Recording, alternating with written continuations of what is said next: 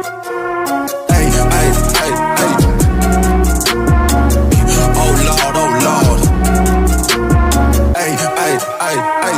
Sa Universidad ng Korea, isa siyang summa cum laude, isang perpekto na marka para sa bar exam, na may pinakamataas na karangalan. Mga kumpanya ng batas, para sa mga kabataan, at ang pinakabatang abogado, na isa sa pangalawang nominado na abogado na may 95.8% na antas ng panalo sa kaso. Gayunpaman, wala sa mga yon ang nakapagprotekta kay No Hong-jin, mula sa kanyang nalipit na kapahamakan.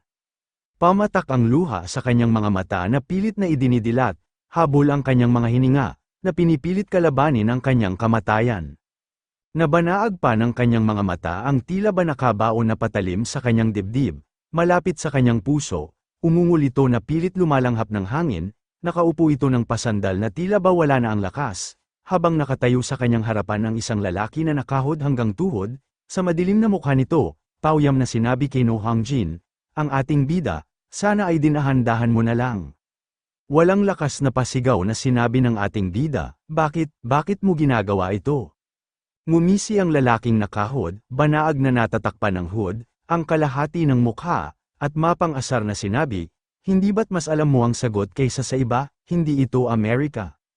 Tumalim ang mata ni No Hong-jin, at galit na pasigaw na sinabi, ikaw hayop ka. Ngunit agad pinutol ng lalaking nakahod ng ibaon muli nito ang nakatarak na patalim sa kanyang dibdib, napasigaw ito sa sakit. Muling sinabi ng lalaking nakahod, kung gusto mong maging matuwid, dapat ay ginawa mo na rin ito sa ibang bansa, at bakit dito mo kailangan gawin yan? Maririnig ang kanyang mga ungol at daing, ngunit pinilit niyang magsalita, sabay sinabi, ha? Pinadala ka ng mga walang hiyang deha na yun, ngumisi ang lalaking nakahod, walang pagkakaila na sinabi nito, sa lahat ng tao, ikaw pa ang nang-ahas na guluhin ang mga pamilya ng presidente namin? Napaubo ang ating bida dulot na pagkakadiin ng patalim nito sa dibdib. Muling sinabi ng lalaking nakahod, dapat ay hinayaan mo na lang ang kasong ito ng habang buhay, maging para na rin sa lahat. Nagpatuloy sa paghabol ng hininga ang ating bida, at muling sinabi ng lalaking nakahod, ito ang napapala mo sa hindi mo pagpansin sa aming mga babala. Pawisan at hirap na sinabi ng ating bida, kung gayon, bakit nasangkot ang National Intelligence Service dito? Hindi ba't trabaho mo ang protektahan ng bansa? Humakbang palapit ang lalaking nakahod, at sinabi, parang may hindi ka yata naiintindihan, sa sinasabi ko. Matapos ay umupo, sabay idiniin muli ang patalim na nakabaon sa dibdib, at sinabi, hindi ang bansa ang aming pinuprotektahan. Napaintad sa sakit ang ating bida, habol muli ang kanyang hininga. Matapos ay dahan-dahan nitong hinugot, inilapit nito ang kanyang bibig sa tenga ng ating bida sabay bamulong, at sinabi, kundi ang presidente. Matapos ay mabilis na itinarak muli ang patalim. Napasigaw ang ating bida, matapos ay napayuko ito ng nakadilat ang mata, sabay umagos ang kanyang luha pawis at laway, kasabay ng pagkawala ng kanyang buhay. Tumingin ng matalim ang lalaking nakahod, matapos ay tumayo ito, humarap sa kanyang mga tauhan, na nakahod din, kasabay sa pagkumpas ng kamay nito sa kanyang tauhan, sabay sinabi, linisin niyo na yan. Sabay na sumagot ang dalawang lalaking nakahod at sinabi, opo, sir. Kumuha ng drum ang dalawang lalaking nakahod, at agad na isinilid doon ang wala ng buhay na si No Hong-jin, matapos ay unti-unti nitong tinabyunan ng lupa na tila ba may halong semento, ang bangkay nito, na hindi na napuna ang kamay nito na nakalawit sa ibabaw ng drum, habang patuloy na umaagos ang dugoan kamay nito, sa pag-agos ng dugo, kasabay sa talam ng pagkidlat at pagkulog sa kabilang daigdig, sa palasyo ni Yomra. At si Yomra ay isang emperador sa kabilang daigdig ng mga patay sa mitolohiyang Koreano. Nakaupo ito sa kanyang trono, at tila ba nang hihinayang sabay napapailing ito, matapos ay sinabi, chik, chik, chik. Nakapangalumbaba ito, at sinabi, kaya ba napunta siya dito, bago pa man dumating ang kanyang takdang oras. Note, si Emperador Yomra ay ang bersyon ng Yama sa mitolohiyang Koreano. Habang nasa harapan nito ang isang Grim Reaper katabi nito ang isang kaluluwa, at sinabi sa kanilang emperador. Emperador Yomra, ano po ang dapat nating gawin? Napaisip ang emperador na si Yomra, sabay sinabi, dugo na lang siya at wala ng katawan. At ito ay isang problema, hindi lamang ito isang hindi inaasahang kamatayan, at isa rin siyang taong hindi pa dapat mamatay. Sinabi ng nakayukong Grim Reaper, ipinadala po namin siya sa mundo dahil naabot na nito ang tugatog ng katiwalian, at magdudulot po ito ng maraming problema kung babalik siya sa atin ng ganito. Muling isiningyas ang kamay ni Emperador na si Yomra, at sinabi, alam ko, kaya ko nga nasabi na problema ito.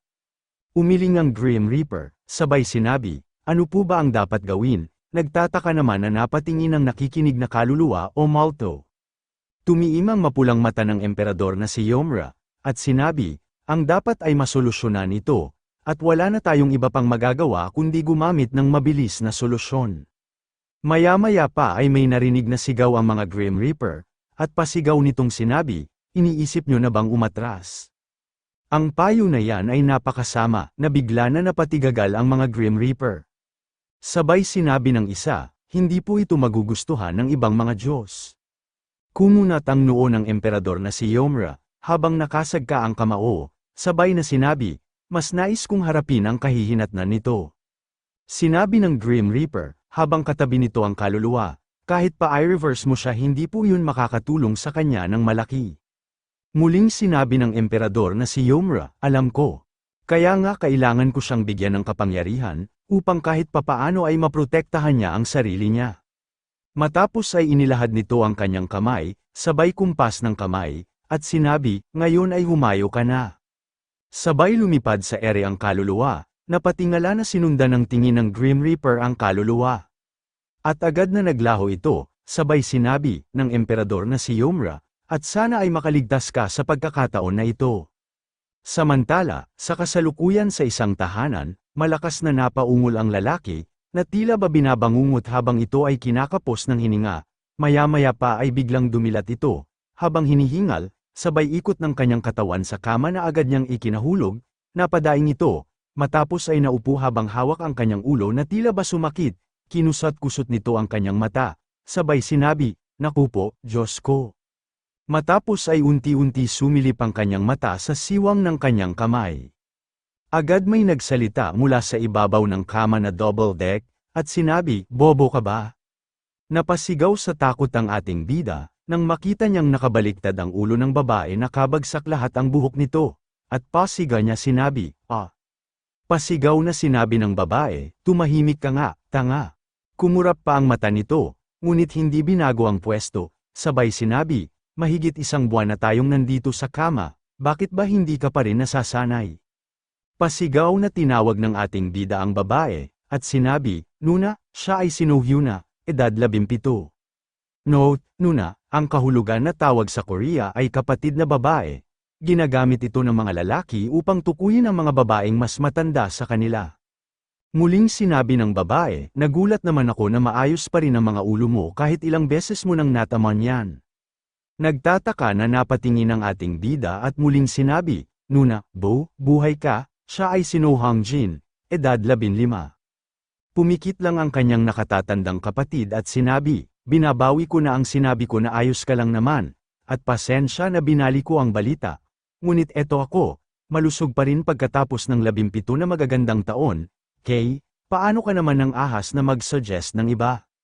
Nagtataka na napatingin ang ating bida, sabay sinabi, ano ka mo, 17. Muling sinabi ng kanyang nakatatandang kapatid, ano bang nangyayari sa'yo dude? Hoy tanga, dahil ba 17 lang ako dapat ba wala akong alam sa basic mathematics na yan? Ituwid mo na ang iyong ulo at matulog ka na, agad na tumugon ang ating bida, at sinabi, oo, sige na. Matapos ay humiga ng maayos ang ating bida napaisip ito. Bumalik sa kanyang alaala ang mga nangyari, sabay pasok sa kanyang isipan kung paano siya sinaksak ng lalaki, sabay sinabi sa kanyang isipan, panaginip lang ba talaga yon? Ngunit masyadong malinaw yon, para sabihin na panaginip lang ang lahat ng yon, sabay na napadaklot ang kanyang kaliwang kamay sa dibdib, sa tapat ng kanyang puso. Tumingin sa kawalan, at muling sinabi, ano ba itong nangyayari sa mundo, kinabukasan? Pasiga na sinabi ng kanyang nakatatandang kapatid, Hoy, Hangjin, bilisan mo na.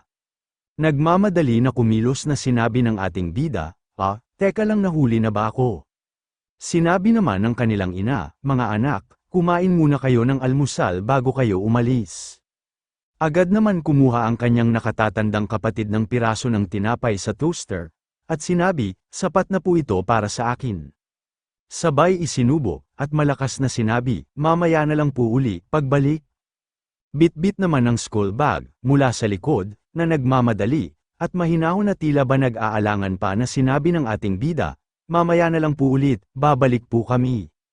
Bahagyang lumingon ang kanyang kapatid at sinabi, "Napakabagal mo, mabuti pa ay mag-move on ka na. At hindi ako mananagot kung mahuhuli ka sa klase, okay?" Bumuga ng hangin ang ating bida, at sinabi, "Seryoso ba ito?" Napatingin ito sa kanyang kamay at sinabi, "Lumiit ang mga kamay ko, at nakasuot ako ng uniform at name tag." Tumayo ito saglit at namulsa at muling sinabi, "Middle schooler na naman ako, hey, pakiramdam ko ay nababaliw na ako, ano ba talaga ang nangyayari?" Sinulyapan nito ang kanyang kapatid na nauuna sa kanya sa paghakbang, at sinabi, "Ang importante, ay buhay pa ang kapatid ko." Pumasok sa kanyang isipan ang buhay ng kanyang kapatid, at muling sinabi sa kanyang isipan, "Ang naaalala ko ay hindi naging maganda ang buhay ng kapatid ko." Nagpakasal siya sa isang lalaking nakilala niya noong high school, ngunit ang lalaking iyon, ay hindi pinakamahusay na husband material. Nagkaroon sila ng 2 anak ngunit nauwi sa hiwalayan, at pagkatapos nawala ang kanyang 2 anak na lalaki nang dahil sa aksidente. Lumipat siya sa Japan dahil gusto niyang iwanan ang lahat ng kalungkutan at mamuhay ng tahimik ng mag-isa. Ngunit sa huli, dumating ang tsunami at hindi na namin na-recover ang bangkay niya. Namuo ang luha sa kanyang mga mata, humakbang ang kanyang kapatid na babae, habang siya ay nakasunod sa likuran nito, at muling sinabi sa isipan, "Ang importante, buhay pa ang kapatid ko, ngayon, teka nga. Kung tama ang pagkakaalala ko, dapat ay nakikipagkita siya sa lalaking iyon ngayon." Napadilat ang kanyang mata, matapos ay inihinto ang paa. At muling sinabi sa kanyang isipan, "Sa pagkakaalala ko, isa itong tinatawag na bully na magaling sa sports, pakikipaglaban, at gwapo pa. Yun lintik na yun, na sumira sa buhay ng kapatid ko." Sabay napatingin ito sa signage sa poste, matapos ay muling sinabi, "At sa kalaunan ay humantong ito sa kanyang pagkamatay." Sabay tumitig ito sa likuran ng kanyang kapatid. Bahagyang huminto ito at lumingon at muling sinabi sa kanyang isipan, "Hindi ko alam kung totoo ba ang lahat ng iyon o panaginip lang." Matapos ay agad itong tumakbo, at muling sinabi, sa kanyang sarili, "Ngunit kailangan ko siyang suriin gamit ang sarili kong mga mata." Agad naman tinawag ito ng kanyang kapatid, habang ito ay nagmamadaling tumakbo, sabay sinabi, "Hoy, Hangjin, san ka ba pupunta?" Bahagyang huminto ang ating bida, laminggalinga ito, habang pawisan na hinihingal, maya-maya ay nakarinig ito ng sigaw sa di kalayuan sa kanyang pwesto, malakas na sinabi ng kanyang narinig na boses, "Sigurado ako na nandito lang iyon sa paligid, nasaan ba siya?" Bahagyang lumingon ito nang makarinig muli ng nakikiusap na sigaw, "Pasensya na wala talaga ako ngayon, pakiusap hayaan niyo na lang ako." Bahagyang sumilip ang ating bida sa sulok ng pader, habang patuloy na hinihingal. At muling sinabi ng ating bida sa kanyang isipan, "Nandito nga siya." Nagpatuloy na nakikiusap ang lalaki, at sinabi, "Pakiusap pakawalan niyo na ako." Patuloy naman na tila ba nanunungtok ang isang lalaki, at sinabi, "Ha? Gusto mo ba ng mas baliin ko pa yan mga buto-buto mo?" Habang nakasandal naman ang isa pang lalaki na bully, na tila ba ito ay leader, na may hawak na cellphone sa isang kamay, at ang isang kamay ay nakapamulsa, at mayabang na sinabi, "Halos maubusan na tayo ng oras siya ay si Jo Hyuk-woo." Muling sinabi ng ating bida sa kanyang isipan habang ito ay nakasilip, "Nahanap ko na rin siya, Jo Hyuk-woo." Bahagyang ngumiti ito at muling sinabi, "Totoo nga, siya nga talaga, ito na ang pagkakataon ko." Mula sa sulok ng gusali, maririnig ang pakiusap ng isang lalaki, habang patuloy na binubuli at binubugbog ito ng 2 lalaki. Nakikiusap na sinabi nito, "Wala ako ng kahit ano ngayon." Tila lalo lang nagalit ang 2 bully, pasigaw nitong sinabi, "Putik ka, wala kang kwenta." Sabay pinagtatadyakan nito, na pangiwi sa sakit ang lalaki, na tila ba maprotektahan ng kanyang 2 kamay ang kanyang ulo, nang iharang niya ito, habang patuloy na tinatadyakan nito. Napaluhod na tila ba naubusan ng lakas ang lalaki. Namulsa naman nakatayo ang dalawang lalaking bully, at sinabi, nababaliw ka na talaga. Sinabi naman ng isang lalaking bully, putik ka, gusto mo na bang mamatay? Lumuluha na nakasubsob ang lalaki, dumadaing ito sa sakit na natamo, at sinabi, patawarin niyo na ako, kahit ngayon lang. Wala talaga akong dala ngayon ng kahit ano, bahagyang ngumisi ng mapag-uyam si Jo Hyuko, sabay sinabi, dalhan mo ako ng $50 bago magtanghalian. At kung ayaw mo, papatayin talaga kita? Muling nakikiusap ang lalaki at sinabi, wala talaga akong pera ngayon, pangako ibibigay ko ito sa iyo bukas. Inis na inilapit ng bully ang paa nito sabay sinabi, lintik ka, nababaliw ka na ba? Matapos ay pinagtulungan nila itong tadyakan ng paulit-ulit, at pasiga na sinabi, kapag sinabi kong dalhin mo, putik ka, dalhin mo. O gusto mong humiling bago ka mamatay, muling napaungol ang lalaki sa sakit. Patuloy na nakasilip ang ating bida, na nakakapit sa pader, at sinabi sa kanyang sarili, ang putik na yun. Papatayin ba niya talaga yun, ng ganito kabilis? Muli mananakit sana ang lalaking si Jo Hyuko. Ngunit nakarinig ito ng sigaw na mula kung saan, at pasigaw nitong sinabi, hoy, Jo Hyuko. Isa ka talagang walang kwentang basura, lintik ka. Natigilan na laminggalinga ito, na tila ba hinahanap ang sumigaw. Matapos ay nagmadali itong tumakbo, naiwan ang lalaki na kanilang sinaktan, kasabay sa pananakit nito ang natanggal na nameplate, na si Park Gwang-sok, lumipas ang oras. Sa bahay ng ating bida, bamantong hininga ito at sabay sinabi, hay, ano ba ang dapat kong gawin? Hindi ko pwedeng hayaan na lang ito ng ganito. Napakamot-kamot ito ng ulo na tila ba kay lalim ng iniisip, sabay sinabi, ano ba, ulo ko, mag-isip ka naman. Matapos ay muling bamantong hininga, at sumulat sa piraso ng papel na si Jo Hyuko ay masamang tao. Si Jo Hyuko, nuna, hindi, kahit kailanman, may malalang sakit na cancer POS, na dapat paghiwalayin sila, na kahit na anuman ang mangyari. Ngunit paano, sabay hinto ng kanyang ballpen, kinagat-kagat nito ang kanyang dulo ng ballpen at tumingin sa kawalan na tila wala sa sarili, at sinabi, kailangan ko itong mapigilan sa ngayon, para baguhin ang kanyang kinabukasan. Maya-maya ay napamulat ang mata nito, napatingin ito sa basurahan, at sinabi, ano ba itong mukhang nakakainis na pulang bagay na ito? Agad niya itong kinuha sa basurahan at binuklat, napatawa ito nang basahin niya ang nilalaman ng liham, hihihi, dear charming Lady Hyuna, mahilig talaga siya sa mga ganito. At sino ba itong kawawang gago na ito, ang nagdesisyon na nagpakatanga sa kanyang sarili ngayon? Bahagyang nagulat pa ito nang makita niya ang pangalan sa ibabang bahagi ng liham. At sinabi, ha, Park Gwang-sok, sabay pasok sa kanyang isipan ang nameplate. At sinabi, siya nga ba yun, si Park Gwang-sok nga ba? Muling pumasok sa kanyang isipan ang binubugbog na lalaki ng dalawang bully, sabay sinabi sa kanyang isipan, at hindi nga nakakapagtaka na parang pamilyar siya. Muling binigkas ang pangalan nito, Park Gwang-sok. Pumasok sa kanyang isipan ang kasalukuyan na itsura ng lalaki na tila ba isang prosecutor. At muling sinabi, aka, ang Grim Reaper ng karahasan sa school, at magkasama tayong, tinawag na kalasag at sibat. At gaya ng ipinahihiwatig ng kanyang titulo, isa siyang taga-usig na walang awa pagdating sa karahasan sa paaralan. At nabalitaan ko na sa huli, na nagawa niyang ipakulong ang mga lalaking nang aapi sa kanya sa paaralan.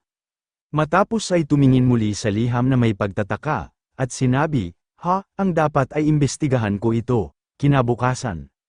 Muli sa tagong bahagi ng paaralan, maririnig ang sigaw ng mga bully, habang patuloy itong nanakot, at sinabi, hindi ba't sinabi ko sa iyo na dalhin mo yon, kahit na anong mangyari? Pasigaw na nagmamakaawa ang lalaking sinasaktang nila, muli ay iniharang ang dalawang kamay at sinabi, tigilan niyo na ako. Sinabi naman ng isang bully, mukhang sinasagot na tayo ngayon ng ating munting Gwang-sok. Sinabi naman ng isa, gustong-gusto mo talaga ang mabubugbog ha. Matapos ay sinabunutan ni Jo Hyuko, ang buhok ni Park Gwang-sok, nang madiin na halos matanggal ang anit nito sa sakit, napasigaw si Park Gwang-sok. Sa di kalayuan, palihim muli na nagpunta ang ating bida, may dala itong camera, at palihim niya itong kinukuhanan ng larawan. Matapos ay sinabi niya sa kanyang isipan, hindi ko inakalang magiging kapaki-pakinabang ang libangan ng tatay ko ng ganito, at kahit ngayon hindi na niya maaalala na nagkaroon pala siya ng camera. Tumingin ito, sabay sinabi, at ang dapat ay gawin ko ito para sa paghahanda. Ngumiti ito at muling sinabi sa kanyang isipan, oras na para magsimula na akong magsikap, at ito na rin ang simula ng proyekto ng pag-aayos ko sa magulong buhay ng kapatid ko. Matapos ay naglakad ito at tumingin sa paligid, kumuha ng mga larawan na ang mga pangalan ay iba't ibang paaralan pang eskwelahan. Napadako ang tingin ng ating bida sa naglalakad na estudyante na si Park Gwang-sok, bamantong hininga ito na parang wala sa kanyang sarili, sabay sinabi, "Hay, iniisip ko kung gaano kalala na namang nila ako bubugbugin bukas. Grabe, parang ayoko na talagang pumasok sa school." Hamarang ang ating bida sa harapan ni Park Gwang-sok, at sinabi, "Kumusta, ikinagagalak kitang makilala." Natigilan na napahinto sa paglalakad si Park Gwang-sok, habang ito ay nakatungo. Ngumiti ang ating bida at sinabi, "Ikaw si Park Gwang-sok, di ba?" Bahagyang inangat ni Park Gwang-sok ang kanyang paningin at sinabi, "Oo, ngunit sino ka ba?" Note, ang salitang Koreano na parangal ay nangangahulugan kapatid na lalaki, karaniwan din itong ginagamit ng mga lalaki upang tumukoy sa mga lalaking mas matanda ng kaunti sa kanila. Nagtataka na sinabi ni Park Gwang-sok, "May kailangan ka ba sa akin?" Tumingin ang ating bida at sinabi, "Tama ka, pumunta ako rito dahil kay Jo Hyuk-woo." Agad nagbago ang ekspresyon ng mukha ni Park Gwang-sok, tila ba kinabahan nito sa takot, sabay sinabi, "Ano kamo, si Jo Hyuk-woo?" Agad naman naintindihan ng ating bida, ang takot na naramdaman nito, kaagad itong nagpaliwanag, at sinabi, "Teka, mali ang iniisip mo, hindi ako pumunta dito dahil sa utos niya, at sa totoo lang ayaw ko ring naman talaga sa gago na yon." Binabastos niya ang nuna ko, kahit isa siyang higanteng basura. Nagtataka na napatingin si Park Gwang-sok, sabay sinabi, "Ang nuna mo." Sinabi ng ating bida, "Malamang ay kilala mo ito, siya ay si Hang." Bumakas ang pagkabigla sa mukha ni Park Gwang-sok, muling sinabi ng ating bida si No Hyuna. "Hang, natatandaan mo na ba, gusto mo ang nuna ko, di ba?" Bahagyang yumuko si Park Gwang-sok, at sinabi, "Naku, magsisinungaling naman ako kung sasabihin kong hindi." Agad na ilog ang mata ng ating bida, sabay tumawa na lumabas ang malalaking ngipin, at sinabi, "Kung ganon, gusto mo bang makilala ang nuna ko, kapag may pagkakataon?" Sinabi ni Park Gwang-sok, "Paano ko naman magagawa iyon? Si Hyuna naman ay labis na nahuhumaling na kay Jo Hyuk-woo, at papatayin ako ni Hyuk-woo, kapag nakipagkita ako sa kanya." Ngumiti ang ating bida sabay taas ng hintuturo, at sinabi, "Ano ka ba naman, si Hang? Ikaw at ako ay hindi naman dapat mag-away gamit ang ating mga katawan, ngunit sa pamamagitan nito, sabay turo sa kanyang sentido. At may maganda akong ideya, gusto mo bang marinig ang aking opinyon?" Bahagyang yumuko si Park Gwang-sok, nang may ibinulong ang ating bida sa kanyang tenga. Bahagyang nabigla ito ngunit, agad nagbago ang ekspresyon nito sabay sinabi, Maganda. Ngunit paano mo nga pala nalaman ang mga ganyang bagay?" Ngumiti ang ating bida at sinabi, "Sabihin na lang natin na, dumating ito sa akin sa isang panaginip." Muli, sa tagong bahagi ng eskwelahan, maririnig muli ang pagmamakaawa ni Park Gwang-sok, at sinabi, "Pakiusap wala ako ng kahit ano." Muling sinabi ni Jo Hyuk-woo, "Hoy. Magkano ba ang pera mo ngayon? Hoy, lintik ka, ganyan mo ba talaga kagusto ang mabugbog ha?" Takot man ay pinilit ni Park Gwang-sok, ang lumaban sa pamamagitan ng pagsigaw, at malakas nitong sinabi, "Tumigil na kayo. Sinabi ko naman sa inyo na wala akong pera, mahirap lang ako, hindi, basta-basta ang bar yang kinukuha nyo pa sa akin ang $51 araw-araw. At mahigit $6,000 ang kinukuha nyo sa akin, naiintindihan nyo ba yon?"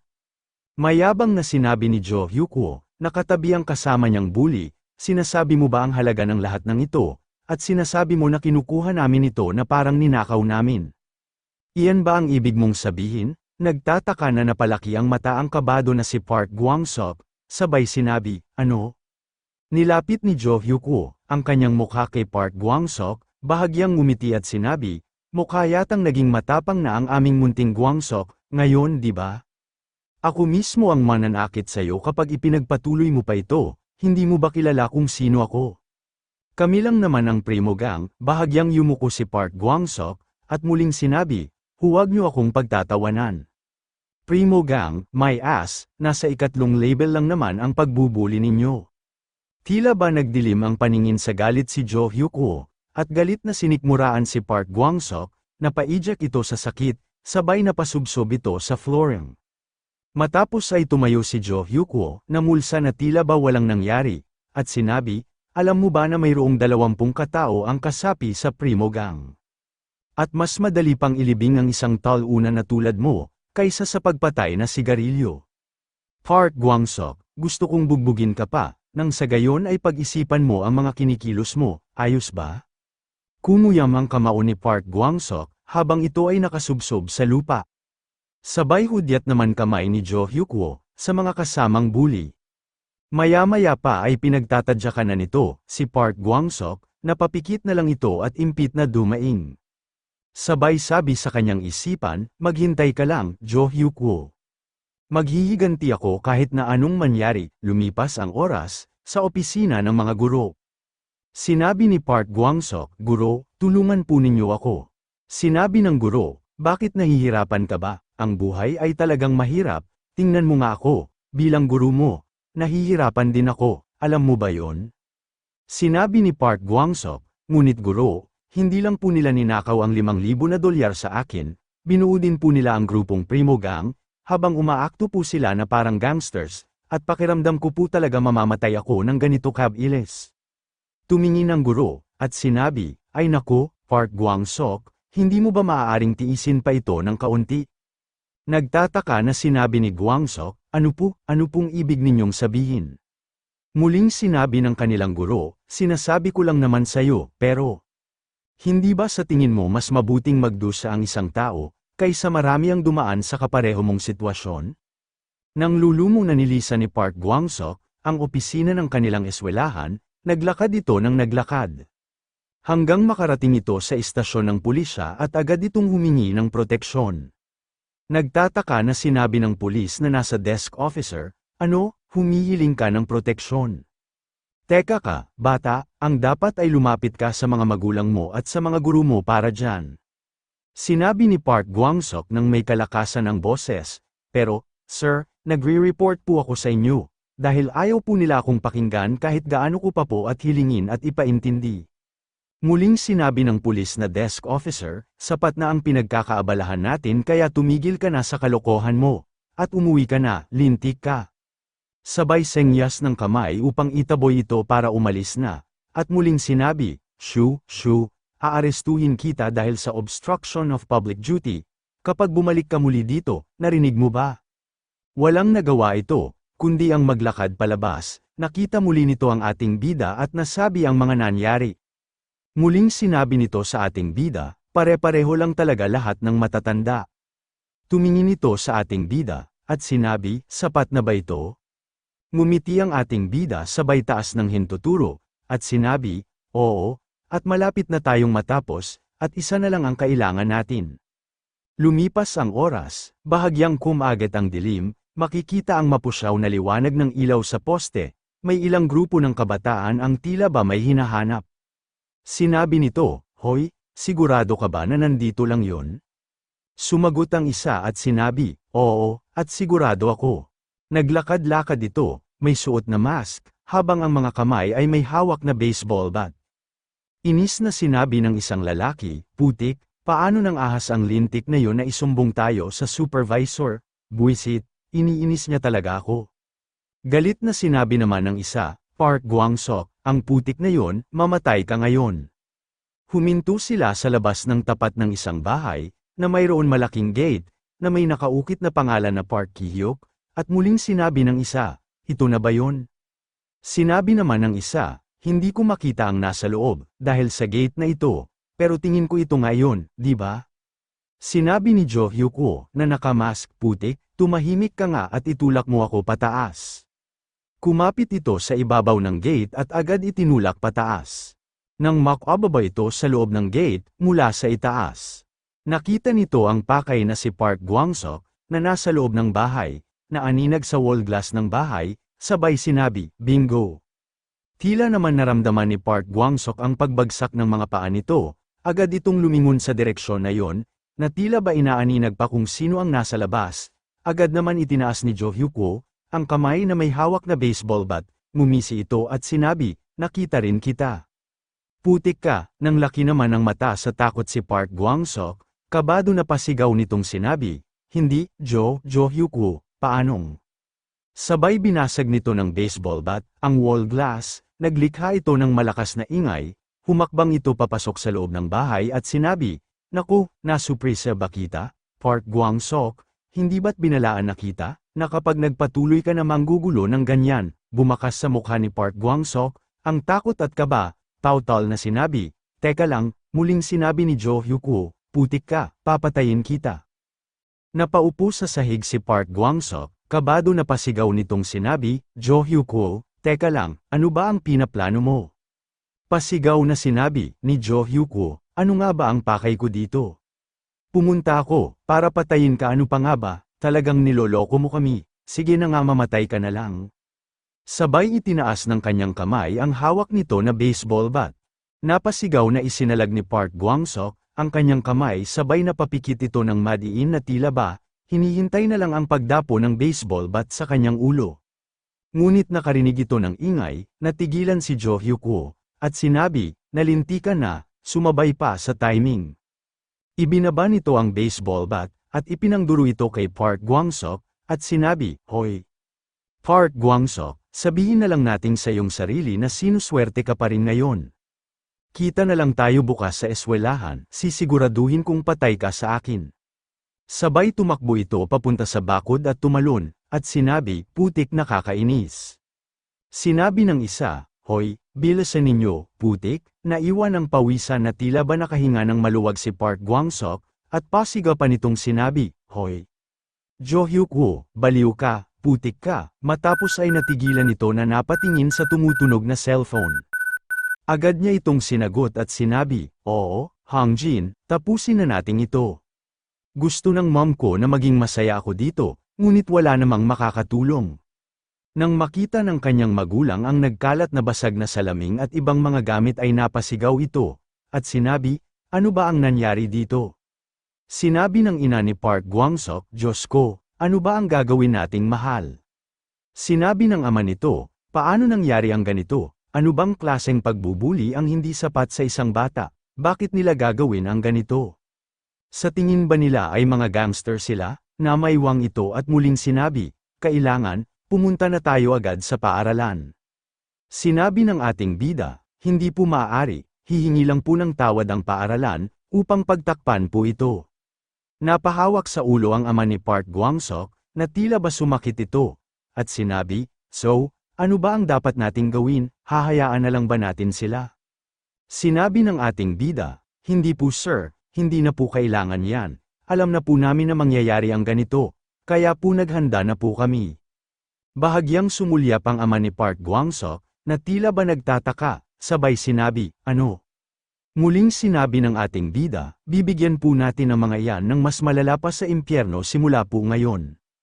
Kinabukasan, sa tanggapan ng prosecutor ng pampublikong distrito ng prosecutor. Sa loob ng opisina, sinabi ng nasa front desk, "Ano ang dahilan ng iyong pagparito?" Sinabi ng ama ni Park Gwang-sok, "Gusto namin maghain ng reklamo." Sinabi ng nasa front desk, "Ngunit, pwede mo ring gawin yan sa istasyon ng pulisya."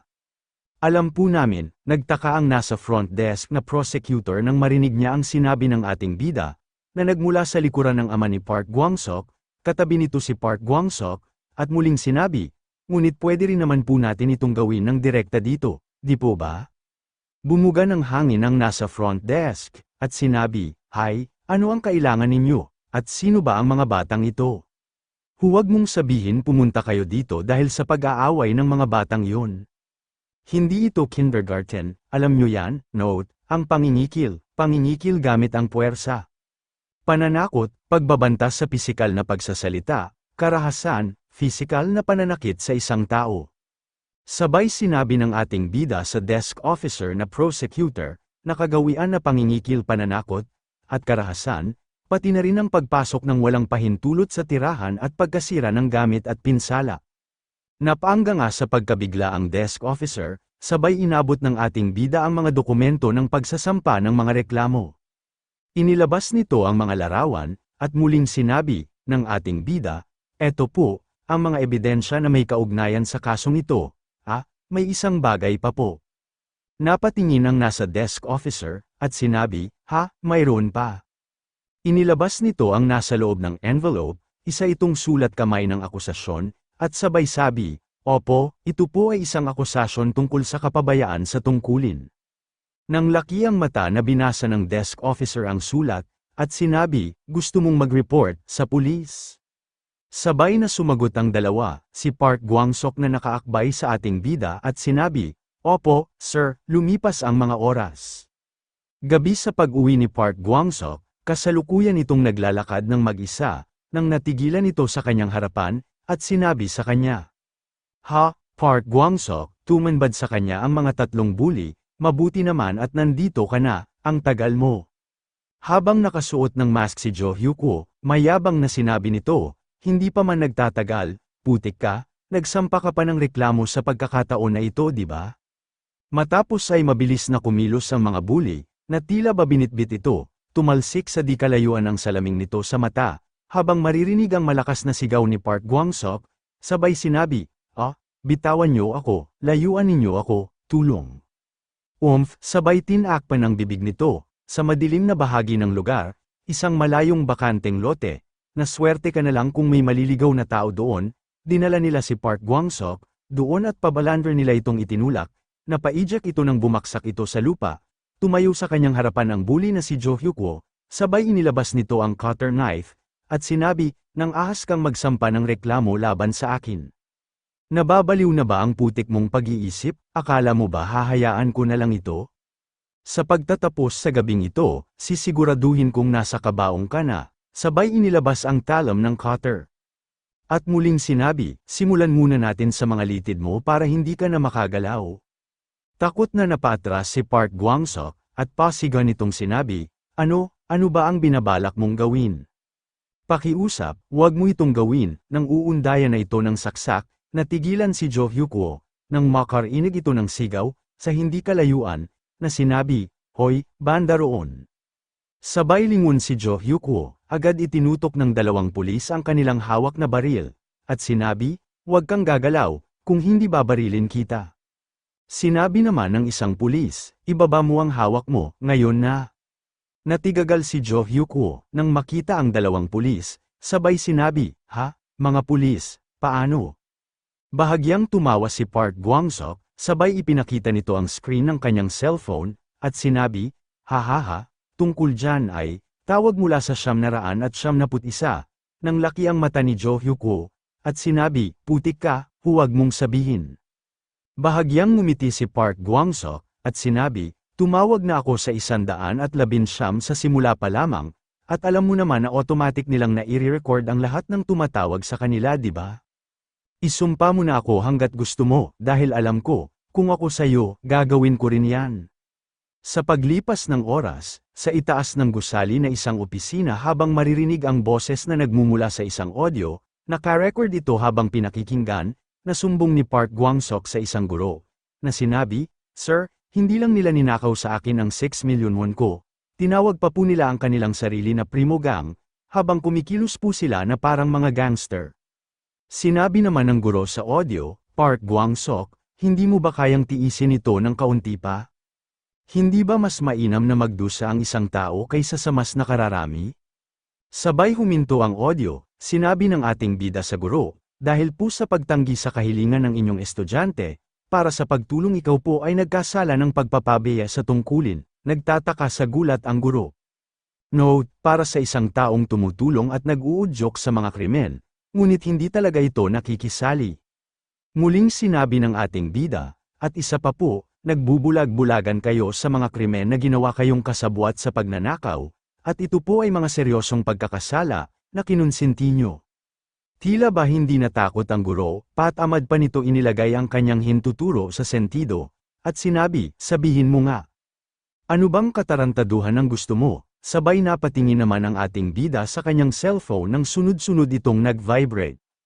Binasa niya ito at sinabi, mukhang ngayon lang ay naaresto na si Jo Hyuk-woo, at kinasuhan na siya ng attempted murder. Agad na bigla ang guro, sabay sinabi, ano, sinabi muli ng ating bida, siya po ay inaresto ng pulisya, matapos ang pagdukot kay Gwang-sok, at sinubukan nila itong patayin, malapit sa kabundukan ng restricted area, kaya, ano ang gagawin mo? Napayuko ang guro, sabay sinabi, sige, gagawin ko ang sinasabi mo. Sinabi ng ating bida, ang una po, ay gusto kong sabihin mo ang totoo, ang pangalawa po, ay tipunin ninyo ang lahat ng biktima at tulungan ang bawat isa sa kanila, na maghain ng reklamo. Agad na tumugon ang guro, at sinabi, sige, nakuha ko na, sa paglipas ng araw sa labas. Maririnig ang mga busina ng sasakyan kasabay ng ilaw ng trapiko, sa isang snack house, habang magkausap ang ating bida, at si Gwang-sok, agad may napansin ang ating bida kay Gwang-sok at sinabi, aw, hindi mo nasuot ang salamin mo, Gwang-sok. Sinabi naman ni Gwang-sok, kasi, nawala ko yun. At ngayon ay nagsuot na lang ako ng contact lens, sa bagay nakakasagabal din pala ang magsuot ng salamin. Siya nga pala, ano nga pala nangyari kay Jo Hyuk-woo? Sinabi ng ating bida, sa tingin ko ay hindi sila makakalabas sa loob ng 10 taon. Bahagyang nagulat si Gwang-sok, sabay sinabi, ano, 10 taon, seryoso ka ba? Note, sa pamamagitan ng pagsulat ng reklamo na nag-uulat ng eksaktong mga kriminal na pagkakasala tulad ng ginawa ng ating bida na si No Hong-jin, hindi na kailangan magbilang ng isang partikular na investigasyon para sa mga simpleng pagkakasala, at kapag nangyari yon, hindi na makakatakas ng ganoon kadali ang akusado dahil sa kanyang mga krimen ay maaari ng kategorya bilang isang mabigat na pagkakasala. Kumutsara ng ice cream ang ating bida sabay sinabi, at maaaring higit pa doon, at marahil baka umabot ito ng 20 taon. Dahil isa-isa kami maghahain ng reklamo para sa bawat isa sa kanyang mga krimen na nagawa. At sa palagay ko, kung mayroon 50 na biktima, ang bawat biktima ay maaaring ituring na isang hiwalay na pagkakasala, at kung ang bawat biktima ay magpapatuloy, na mayroon mga reklamo, ang kabuuan nito ay 200 na buwan ay sisingilin din, kahit na mayroong maikling 4 na buwan akusasyon, syempre, isa lamang itong teorya, hindi nagbibigay ng napakataas na mga sentensya gaya ng karaniwan nilang pagsasama-sama ng mga kaso, ngunit mas mataas pa rin ang antas ng parusa. At syempre ibang usapan ang kabayaran sa pinsala. Sinabi ni Gwang-sok, ngunit, kung saan ay ang pinupuntirya mo rin ay ang school at ang guro, mula sa simula pa lamang. Tumingin ang ating bida sabay sinabi, oo, at natutunan ko yan sa isang tao, agad nagtanong si Gwang-sok, sabay sinabi, sino naman? Ngumiti ang ating bida sabay subo nito ng ice cream, at sinabi, hey, may isang taong ganoon. Nagtataka naman, na natitigilan si Gwang-sok, matapos ay tinitigan ito ng ating bida, at sabay sinabi sa kanyang isipan, kanino pa ba? Kundi ikaw, na kilalang Grim Reaper ng school violence. Maya-maya ay may pumasok sa snack house, agad sinabi ng crew, welcome po, salamat po sa inyong pagdating dito sa 73 Robins. Tumingin ang babae, na tila ba may hinahanap, sabay sinabi sa crew, thank you po, sa pagpasok ng babae, bahagyang nagulat si Gwang-sok, na tila ba sumikdo ang kanyang batang puso, kaagad niya itong nakilala, sabay sinabi, Hyuna. Habang nakatalikod ang ating bida sa papalapit na babae, sinabi ng ating bida, nakakarating ka dito sa oras na gusto mo ha. Bahagyang umirap ang kanyang kapatid sabay humalukip-kip at sinabi, hi, No Youngjin, bakit kumakain ng mamahaling ice cream ang isang walang kwentang, asungot na katulad mo? Agad naman umarte nang umiiyak ang ating bida, at sabay na sinabi, kung gayon, bigyan mo na ako ng pera na pambayad dito, please. Sinabi ng kanyang kapatid, paano kaya, kung bibigyan na lang kita? Nang kakaibang sipa, agad naman nagpakilala ang hindi mapakali na si Gwang-sok, sabay sinabi, hi, kumusta ka, ako nga pala si Park Gwang-sok. Agad tinapunan nito ng tingin ng babae, sabay sinabi, sino ka ulit? Agad sumingit ang ating bida, sabay sinabi sa kapatid, magpakilala ka, siya si Park Gwang-sok, nag-aaral siya sa kaparehong school natin. Ang sabi niya nasa unang lugar siya sa room mo, hindi mo ba siya kilala? At tinutulungan niya ako ng mag-aral nitong mga nakaraang araw, namumula naman na napatitig si Guangsok sa kapatid ng ating bida. Bahagyang namula din ang babae dahil sa pagkakatitig nito, matapos ay sinabi, "Hi, ako nga pala si No Hyuna." Namumula na sinabi ni Guangsok, "Ikinagagalak kitang makilala." Maya-maya pa ay magkaharap na sa lamesa ang dalawa, na tila ba masayang nag-uusap, pinagmasdan nito ng ating bida, sabay sinabi sa kanyang isipan, "Oo, ito na nga, at dahil dito, matagumpay kong naisaayos ang naging proyekto ko sa kawawang ate ko." At habang nasa labas ito ng snack house, nakapamulsa na tinapunan niyang muli ang dalawa, at sinabi sa kanyang sarili, "Ang aking ate, at si Kwang Sok-hang, sa lahat ng bagay ay mahusay." Nang sumapit ang gabi, kasalukuyan nagpapahinga na ang magkapatid sa kanilang silid, sinabi ng kanyang ate, sa kanyang sarili, habang ito ay tila may hinahanap, "Haze, seryoso ba ito? Nababaliw na ako sa kahahanap, saan ko ba ito nailagay?" Paulit-ulit na binuklat ng kanyang ate ang libro, habang siya ay nakahiga at nakatalikod ngunit gising ang kanyang diwa na nakapikit lang. Muling sinabi ng kanyang kapatid, "Sumusumpa ako na nandito lang yun, na kung saan ko ito nailagay, ano ba ang dapat kong gawin?" Sinabi ng ating bida, habang nakahiga ito na hindi kumikilos, "Natingnan mo na ba ang iyong literature workbook?" Tila naman nagtaka ang kapatid niyang babae, kumunat ang noo nito, sabay pinagdilatan pa ito ng mata. Sabay sinabi, "Hoy, gising ka pa hanggang ngayon? Pwede ba tumigil ka sa pakikinig ha? Gusto mo na ba mamatay?" Pumikit ang ating bida, at bahagyang ngumiti, sabay sinabi sa kanyang isipan, "Haha, napakapayapa." Maya-maya pa ay bumakas ang saya sa mukha ni Hyuna, nang makita niya sa kanyang literature workbook, na sinabi ng ating bida, nakaipit doon ang pulang stationery na isang love letter, sabay sinabi, "Haha, nandito nga." Maya-maya pa ay napatingin si Hyuna sa kanyang cellphone, nang tumunog ito, isang message ang natanggap nito, nakasulat, "Sana ay nag-dinner ka na. Matatapos ko na ang gawain sa school ng 9 o'clock, so sa tingin mo ba ay magkikita tayo mamaya?" Napangiti si Hyuna sa text message, sabay sinabi, "Hehe." Nag-text siya pabalik sa akin, muling sumagot ng text ang nasa cellphone, nakasulat, "Hehe, matatapos na din ako na mag-dinner ng 9.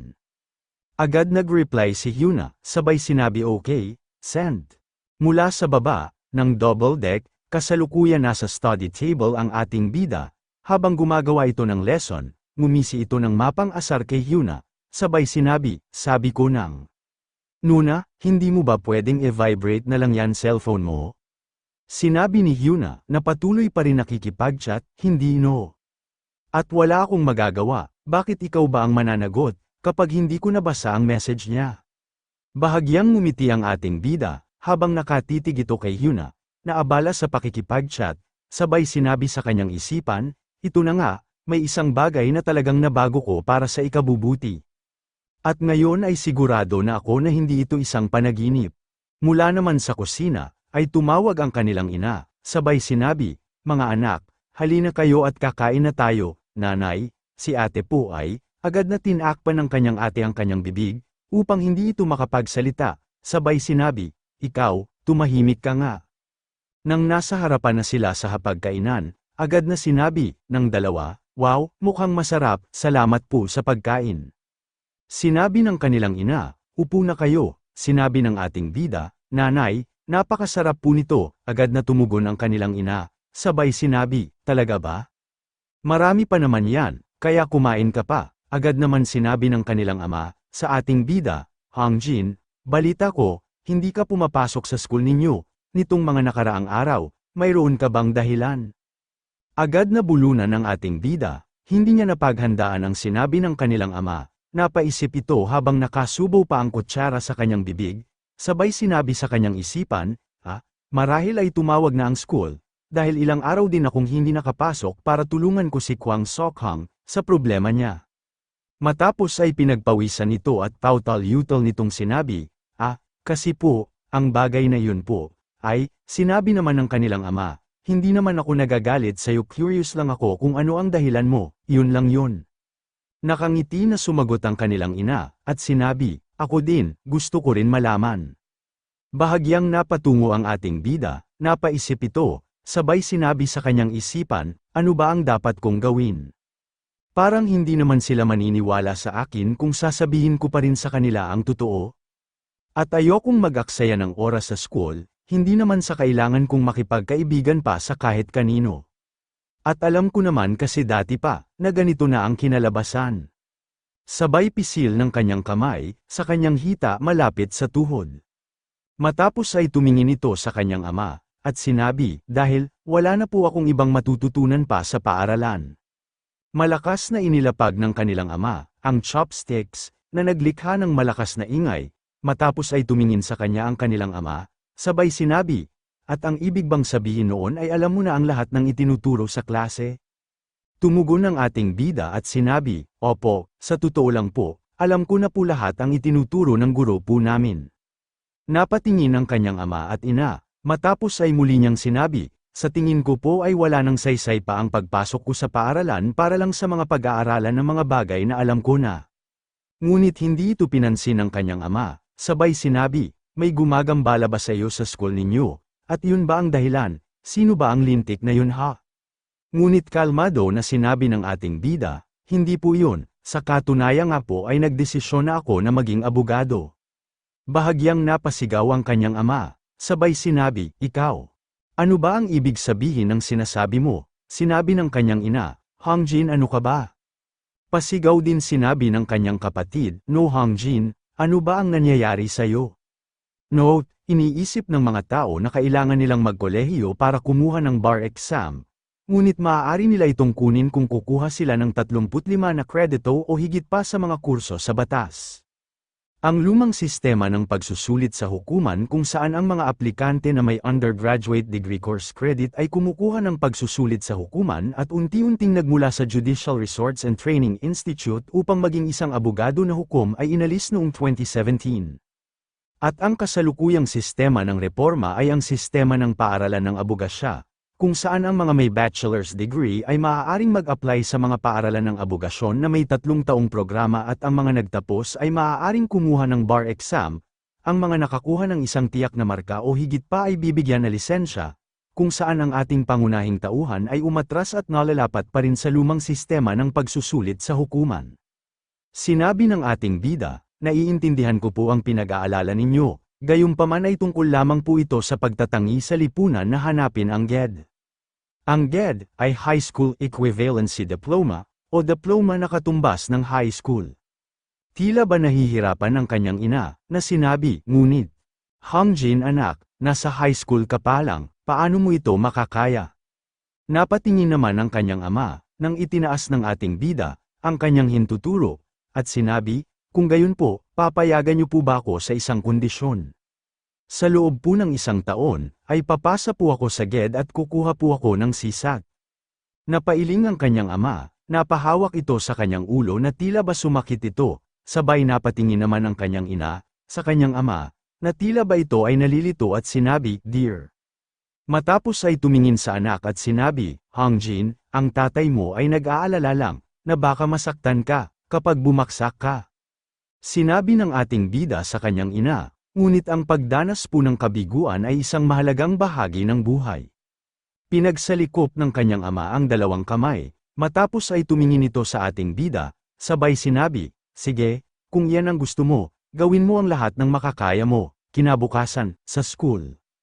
Sa kanilang silid-aralan, sinabi ng kanyang kaklase, no Hangjin, nag-aaral ka pa rin. Nakatayo ang 2 niyang kaklase, sa pagitan niya, habang siya ang abala sa pag-aaral, muling sinabi, ng kanyang kaklase, tara na sa cafeteria, bibili na ako.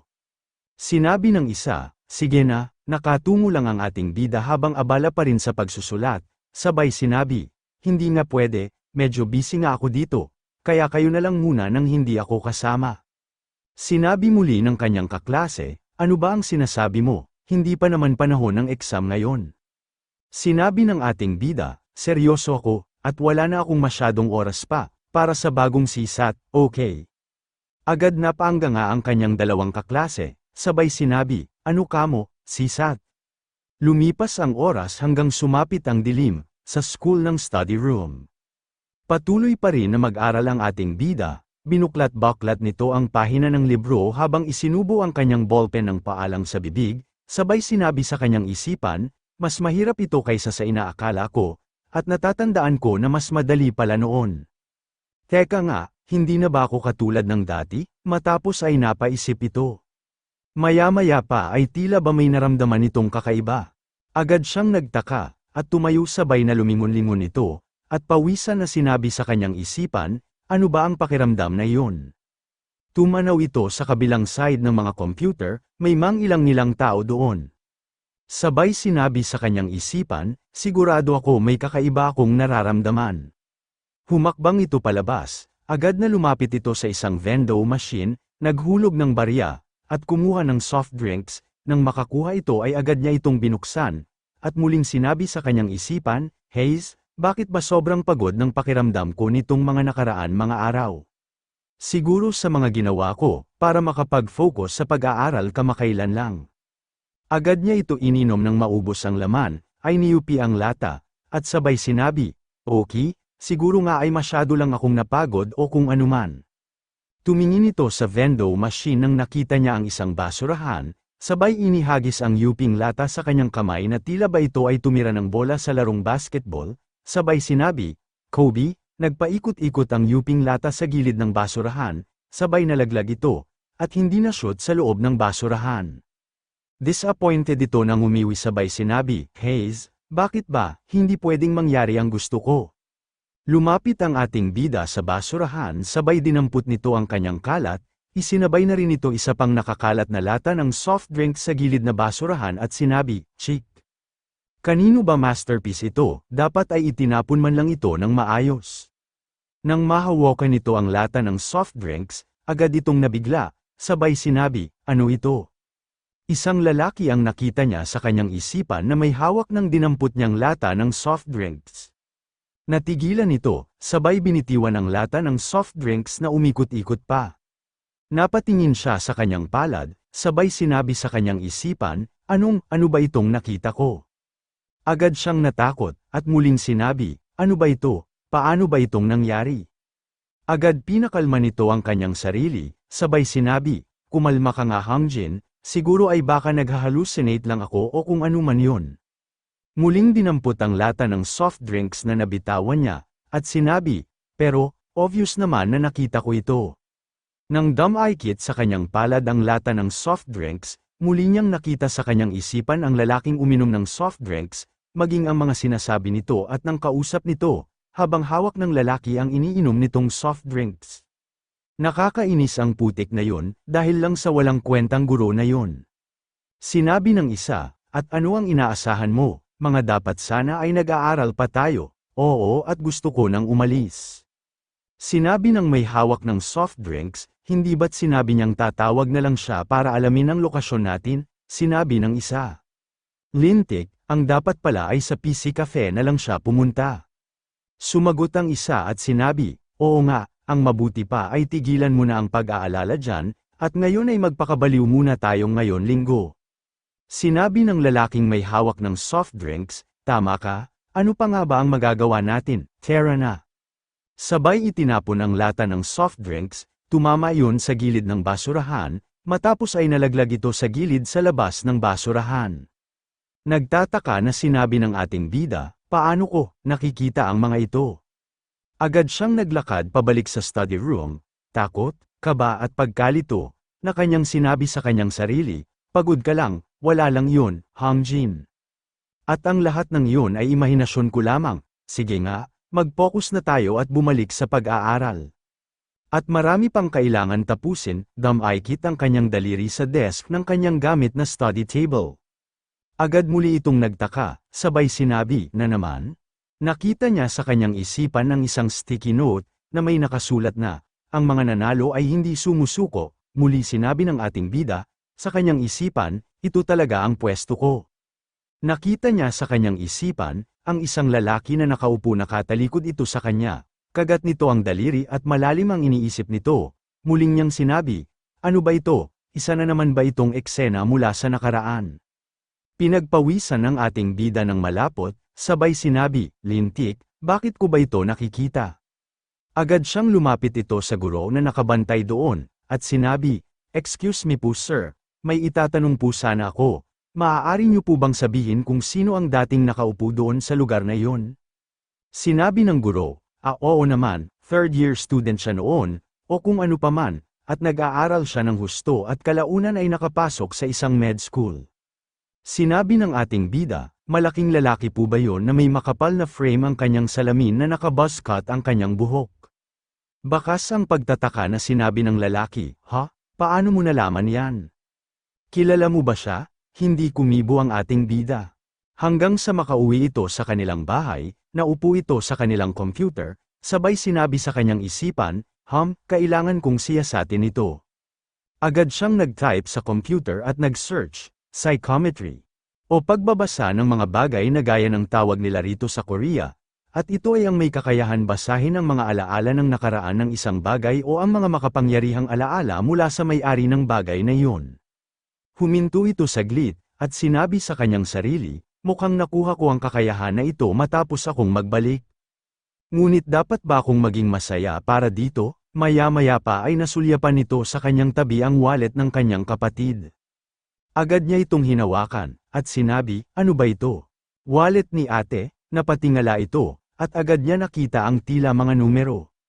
Sabay sinabi sa kanyang sarili, wow, nakakakita pa ako ng mga numero ngayon, ang mabuti pa ay gamitin ko nga muna. Itinaas niya ang kanyang kamay at sinabi numero 1, agad nang laki ang kanyang mata sa nakita, ang kanyang kapatid at ang kasintahan nito ay naghahalikan, agad sumama ang mukha nito, ngumiwi at sabay sinabi, "Chick, chick, chick, Diyos ko naman, ang unang eksena na nakita ko ay hindi ka nice-nice ha."